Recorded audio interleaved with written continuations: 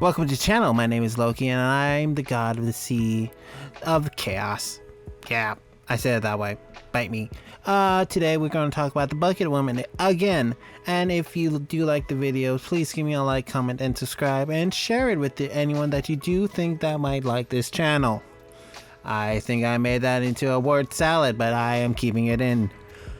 Now let's get to my horns reading the story, so let's have fun with that. I'm sticking this one on my profile, because there's no actual petty revenge involved on my part. This was a story I mentioned somewhere in comments, but I thought I'd give it a wider airing. By now we probably all know I live next door to a rental property, which is haunted by the Bucket Woman, or Buckety, as we affectionately call her. At first I thought Buckety was the landlord, but now it turns out she's not the owner, so we think she is some kind of caretaker. Unfortunately, she extends her caretaker role beyond the property boundaries into the street, and especially into next door, us. Her areas of special concern are rubbish bins, grass, snakes and underwear on washing lines. About a year ago, her last tenants left, after I told them she was going into their house while she was at work. I thought they were her last tenants, but then it turned out she did manage to find someone else to lease the property. Only they lasted less than 24 hours and never actually moved in. Apparently, the 24-hour tenants approached our friends in the street and asked what it was like to live in the area. They said they were planning to rent the place next door to us. Our friends said they warned the 24-hour tenants that the Bucket Woman's last tenants had left suddenly. At that point they didn't know the reasons why, or my involvement in that, and that she spent a lot of time hanging around the street. The new tenants decided to sign the lease anyway. They got the keys from the agent and went around to start measuring up and deciding where to place their furniture.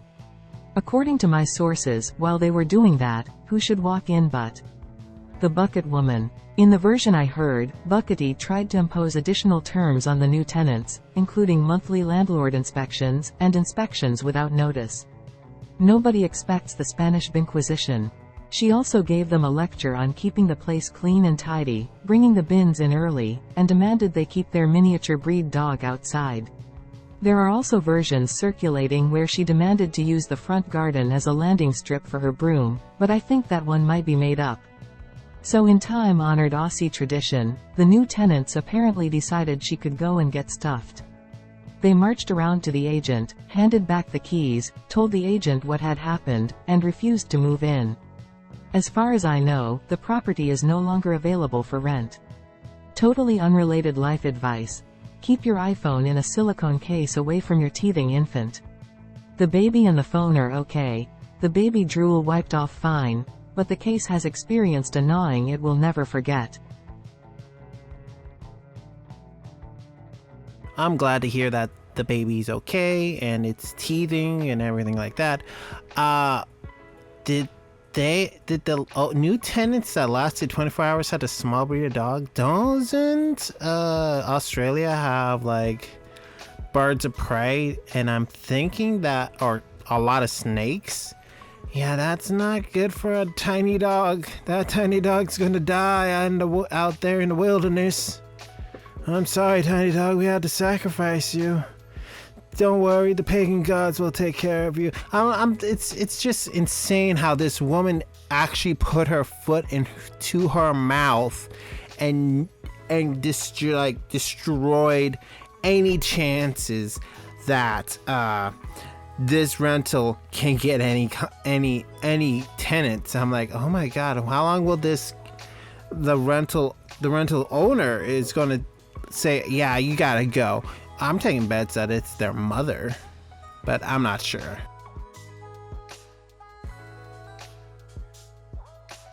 I first mentioned this as a comment, but thought it deserved a wider airing. It's the story of how our street enacts petty revenge on the Bucket Woman for her bin curfew, 9 a.m. sharp on the morning of collection. I live next door to an empty property, but the Bucket Woman, named for her spiritual resemblance to Hyacinth Bucket, visits a lot, to keep an eye on the place and make it look occupied, we think. In fact, she does such a good job, she might as well live there. My 15-year-old son suspects she does live there, hanging upside down from one of the rafters. One of Buckety's fixations is the rubbish bins. She believes the rubbish bins should be brought in by 9 a.m. on the morning of collection, otherwise it makes the street look messy. She's been known to passive-aggressively blockade driveways with empty bins, and even kicked one of our bins over when my partner, Martin, wasn't quick enough to bring it in for her liking. This is a constant source of friction in the street. People work outside the home, they do shifts, or they're slackers like us with zero civic pride and other priorities. Our council supplies 4 bins. The general household waste is collected weekly, the green waste and paper recycling are collected fortnightly on alternate weeks, and the glass recycling once a month. So your average household will put out 2 or 3 bins for collection usually. Not all 4. Except Buckety puts all 4 bins out every week. And then brings them in again the following morning at 9 a.m. sharp. Each week, she puts out 4 empty bins, and brings 4 empty bins in. So she thinks. Now, one of the fun activities in Australian suburbia is looking for extra bin space. Just before bedtime, you will often see your neighbors coming out in their PJs and slippers in the dark, carrying bags of rubbish, or recycling that they don't have room for in their own bins. They scurry from bin to bin, looking for a bin with a bit of room, to toss that last bit of rubbish in. Only the neighbors in our street know where there are 4 empty bins. And since the household waste is usually emptied before the 9 a.m. bin curfew, anyone looking for a bit of extra bin space knows there's some in the bucket woman's bin. It gets emptied before she arrives the next morning, and she's none the wiser. On nice nights, so I hear, her bin even becomes a bit of a social gathering place. I have to admit, with recent delays in rubbish collection across the city, there was an air of nervousness in the street, and we thought we might get sprung. But our good luck held, the household waste was collected as usual, and the bucket woman still hasn't realized her neighbors retaliate against her bin regime by using her bin when she's not looking. Damn, this bucket woman it's basically just, wow, she's stupid. She is stupid. She's the biggest stupid dum-dum I ever did see. Now, if the bucket woman never sees this YouTube video, then the party's gonna go bye-bye.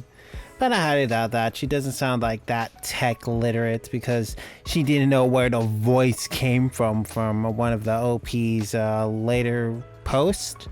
So I highly doubt that she knows how to work a computer without getting a virus.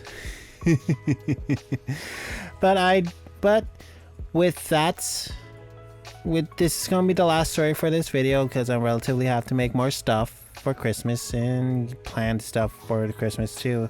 A lot of stuff going on in the back end. So with that said and done, thank you for watching, and again, please give me a like, comment, and subscribe to the channel. Make sure that notification bell's on. I try to post weekly, but whenever I do post something, you'll know. With that, and thank you for watching. I have been Loki, your humble commentator narrator thingy, because my horns read the stuff. I'm not sure what to call myself at the moment.